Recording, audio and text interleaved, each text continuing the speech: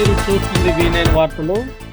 రంపచోడవరం పరిసర ప్రాంతమైన పాపికొండల national highway పార్కులో నల్లమల అడవుల నుండి తీసుకొచ్చిన ఒక మగ పెద్ద పులిని వదిలినట్లు డివిజనల్ ఫారెస్ట్ అధికారి డిఎఫ్ఓ శివకుమార్ గంగుల్ తెలిపారు. పులి కదలికలను ఎప్పటికప్పుడు గమనించేందుకు దానికి జియో ట్యాగ్ అమర్చామని, అటవీ సిబ్బంది 24 గంటలు పర్యవేక్షిస్తున్నారని పేర్కొన్నారు. దీని దృష్ట్యా ప్రజలు అప్రమత్తంగా ఉండాలని, ముఖ్యంగా సాయంత్రం 6 గంటల తర్వాత ఎవరూ ఒంటరిగా బయటకు రావద్దని, పిల్లలను రాత్రిపూట బయటకు పంపొద్దని ఆయన సూచించారు.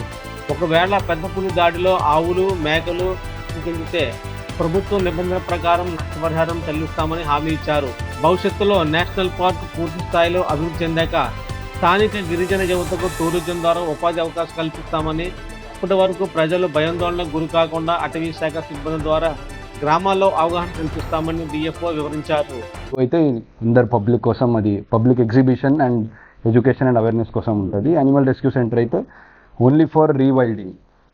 ఇప్పుడు ఏదైతే యానిమల్స్ని మనం అడవి నుంచి పట్టుకుంటామో వాటిని మళ్ళీ మనం రీవైల్డ్ అంటే మళ్ళీ అడవికి వదిలిపెట్టాలంటే అవి హ్యూమన్స్కి ఎక్స్పోజ్ అవ్వకూడదు, హ్యూమన్స్తో కాంటాక్ట్లో ఉండకూడదు. అందుకే మనం ఒక సపరేట్ ఫెసిలిటీ చేసి దాంట్లో పెడతాము. అలాంటి ఒక ఫెసిలిటీలో మనం ఈ పులిని పెట్టాము, యానిమల్ రెస్క్యూ సెంటర్ విశాఖపట్నంలో. తర్వాత ఒక 2-3 ఎక్స్పర్ట్ కమిటీ మీటింగ్స్ జరిగినాయి. ఆ మీటింగ్స్లో మన national tiger conservation authority head quartered in Delhi, అక్కడి నుంచి మన సీనియర్ మోస్ట్ ఆఫీసర్స్ ఉన్నారు, scientist from wild life institute of India ఉన్నారు, మన senior officers of Andhra Pradesh forest department ఉన్నారు. వీళ్ళందరూ కలిసి ఒక 2-3 మీటింగ్స్ తర్వాత ఇది హెల్త్ స్టేటస్, దీని బిహేవియరు, దీని ఏజ్ ఇదంతా మనము అనలైజ్ చేశాక దీన్ని అడవిలోనే వదిలితే బెస్ట్ అనే ఒక నిర్ణయం మనం తీసుకున్నాము. తర్వాత దీనికి మనం డిప్యూటీ సీఎం పవన్ కళ్యాణ్ గారితో కూడా మనం కన్సల్ట్ అయ్యాము, మన principal chief conservator of forest and head of forest force తరఫు నుంచి.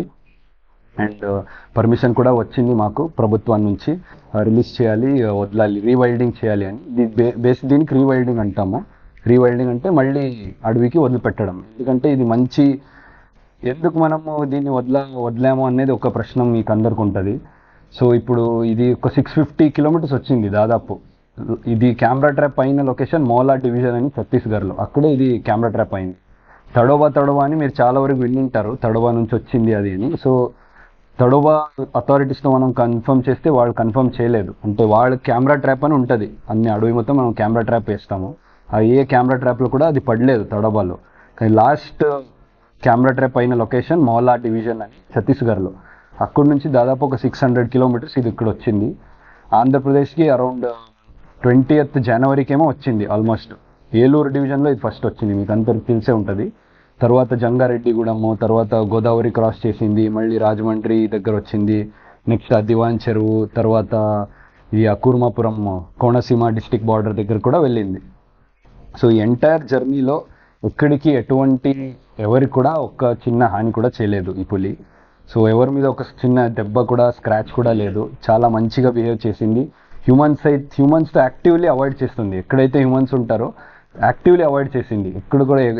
ఎక్కడైతే హ్యూమన్ హ్యాబిటేషన్స్ ఉంటాయి, గ్రామాలు ఉంటాయి, దాని నుంచి సేఫ్ డిస్టెన్స్ మెయింటైన్ చేసింది. మధ్యలో ఎక్కడైనా క్యాటల్ హాని అయింది కొంత ప్లేసెస్లో. సో అది తప్ప వేరే హ్యూమన్స్ అటాక్ అయితే ఇంతవరకు కూడా ఒక్క సింగిల్ రికార్డెడ్ ఇన్సిడెంట్స్ కూడా లేదు. అండ్ ఇంకో పారామీటర్ మనం యూజువల్లీ చూస్తాము అడవికి వదిలిపెట్టే ముందు, ఆ హెల్త్ స్టేటస్ ఒకటి చూస్తాము. దానికి ఇది ఫస్ట్ NSTR అనుకున్నారు. మీకు అందరు తెలిసినట్టు నల్లమల్ల అడవిలో నాగార్జున సాగర్ శ్రీశైలం టైగర్ రిజర్వ్ అని ఉంది. ఆ టైగర్ రిజర్వ్లో ఇది వదిలేయాలని అనుకున్నారు ఫస్ట్. కానీ అక్కడ దాదాపు మోర్ దెన్ 80-90 పులిలు ఉన్నాయి, ఎగ్జాక్ట్ నెంబర్ చెప్పలేము. ఇక్కడ మేల్ టైగర్ టెరిటరీస్ చూస్తారు usually. Already existing male tigers ఉంటే అదే ప్రాంతానికి ఇది కూడా మగ టైగర్ కదా, అదే ప్రాంతంలో వదిలిపెట్టారు. సో మేల్ టైగర్ ఆల్రెడీ ఒక టెరిటరీ ఫామ్ చేసుకుంటే అక్కడ వదిలిపెట్టారు. సో అక్కడ ఆల్రెడీ టెరిటరీస్ ఉన్నాయి అని అక్కడ వద్దనుకున్నారు ఎక్స్పర్ట్స్ అండ్ గవర్నమెంట్ తరఫు నుంచి కూడా. తర్వాత నెక్స్ట్ ఉంది మన పాపికొండ నేషనల్ పార్క్. హ్యాబిటేట్ బాగుంది, అడవి చాలానే బాగుంది. లోపల డీప్ ఇంటీరియర్లో వెళ్తే చాలా మంచి అడవి ఉంది. తినడానికి మంచి ప్రేబేస్ ఉంది. ప్రేబేస్ అంటే మన గొర్రె గేదెలు, ఏమంటారు, దుప్పులు, కంతులు అన్నీ ఉన్నాయి లోపల. సో ఇదంతా ప్రేబేస్ బాగుంది. పక్కనే గోదావరి నది ఉంది, తాగడానికి నీళ్ళు కూడా ఏం ఇబ్బంది లేదు. సో ఇదంతా ఈ అన్ని పారామీటర్స్ని మనం అనలైజ్ చేశాక పాపికొండ నేషనల్ పార్క్లో వదలాలని డిసిజన్ తీసుకున్నాక మనం ఆన్ 14th మార్నింగ్ మనం వదిలేసాము. ఈరోజు 24th 10 days అయింది వదిలేసి. సో దీన్ని మనం ఇప్పుడు ఒక ప్రశ్న వస్తుంది, వదిలాక మనం ఎలా ట్రాక్ చేస్తాం అనేది. సో దానికోసమే మనం ఒక టెలిమెట్రీ ట్రాకింగ్ సిస్టమ్ అంటాము, చాలా అడ్వాన్స్ టెక్నాలజీ ఇది. సో ఆ టెలిమెట్రీ ట్రాకింగ్ ద్వారా వెరీ హై ఫ్రీక్వెన్సీ సెట్స్ అని హ్యాండెల్డ్ రిసీవర్స్ ఉంటాయి, దానివల్ల మనము సిగ్నల్స్ ట్రాక్ చేస్తాం ఇక్కడ. ఎందుకంటే ఈ టెలిమెట్రీ ట్రాకింగ్ ఏమైతే ఉందో ఆ సిగ్నల్స్ని మనం ఇక్కడ కూర్చొని నేను ఒక యాప్లో చూడొచ్చు ఎక్కడుంది ఎగ్జాక్ట్ టైం అని. దీంట్లో ఒక ప్రాబ్లం ఏంటంటే చాలా డెన్స్ వెజిటేషన్ ఉంటే, దట్టమైన అడవి ఉంటే అది సిగ్నల్స్ రాదు. ఇప్పుడైతే కొంచెం బయటకు వచ్చినా అది సెటిలైట్ నుంచి కనెక్ట్ అవుతుంది, అప్పుడు సిగ్నల్స్ వస్తుంది. సో ఇలా మనం 10 days నుంచి అక్కడ చాలా డీప్ ఇంటీరియర్ ఫారెస్ట్లో మనం వదిలిపెట్టాము. అక్కడి నుంచి ఇప్పుడు కొంచెం ఇటు సైడ్ వచ్చింది, చాలా మోర్ దెన్ ఎగ్జాక్ట్ కిలోమీటర్ చెప్పలేము, చాలా కిలోమీటర్ నడుచుకొని వచ్చింది. సో ఇప్పుడు ప్రస్తుతానికి ఇక్కడ ఉంది. అంటే ఎగ్జాక్ట్ డిస్టెన్స్ ఆబ్వియస్లీ ఇక్కడ నుంచి చెప్పలేము, దగ్గరలోనే చెప్పొచ్చు అనొచ్చు. అంటే ఒక 15 కిలోమీటర్ రేడియస్లో ఉంది.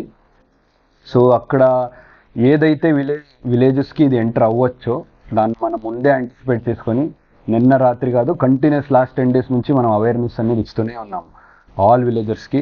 రాత్రిపాటు ఒక్కరే రాకూడదు, మీకు ఏమేమి క్యాటల్స్ ఉంటాయో ఆవులు మేకలు ఇవంతా బయట పెట్టకూడదు, అండ్ సింగిల్స్ ఒంటరిగా తిరగకూడదు, చిన్న పిల్లల్ని బయటకు వదలకూడదు. ఇదంతా అవేర్నెస్ మనం చేస్తూనే ఉన్నాం 10 days నుంచి. ప్రజలు కూడా బాగా సహకరిస్తున్నారు, అందరూ అర్థం చేసుకున్నారు. సో ఇదే ప్రజెంట్ స్టేటస్. 9 o'clock అప్డేట్ వచ్చింది, తర్వాత మాకు ఇంకా రాలేదు. ఇప్పుడు 11:45 అయింది కదా, లాస్ట్ 1 hour 45 minutesలో మాకు ఎటువంటి అప్డేట్ రాలేదు.